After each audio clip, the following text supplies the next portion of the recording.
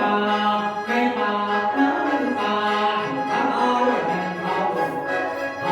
พบแห่งเกิดน้ำทุกแห่งซ้ำแต่ละจมน้ำค้างเมียมาจากในห้างไก่เหลืองตาทรมานดีเพราะหน้าเราก่อนจะไปเรื่องแห่งรอผมหายทีใจลอยคิดถูกแห่งคืนใจลอยคิดถูกแห่งคืนความโศกที่โศกเศร้าโศกาน้ำตาลิไหลเมื่อใดนั้นก็ราโอ้เอ๋ยอับนิจามานั่งโศกเศร้าโศกาเพราะมานั่งป่านเรื่องไหน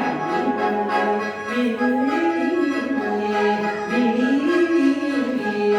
จะพามาตกดินดินเดินที่ว่าหอยไปได้บ้านข้าวชุบไปขอปัญหาข้าที่ทำมาย่าอีสันดอนอะไรได้บ้างพญาเดชสันดอนเห็นมาหน้ามาขอปัญหาข้าที่บอเสือสาเสียเวลาบอกเกี้ยงให้เกี่ยวกับมาหน้าเพื่อหวังให้ตัดสู้ไม่ให้บ้างนะบอกลูกบอกเนี่ยเลยก้าวออกไปมองแค่สีมาเลยเอาเด้อเราผู้ดีหาแม่เอาเด้อเราผู้ดีหาแม่จัดจอกกันหาที่เห็นป่าไปหามันหัวแดงมาไปหาแดงตามมึงนี่หน้าแปลกตามหัวใจไปใส่น้องพอหนึ่งสองหน่อยบุตรที่เห็นมันคอยเมียคอยแม่คอยแม่อยู่ว่าแต่เราเป็นแม่นั่น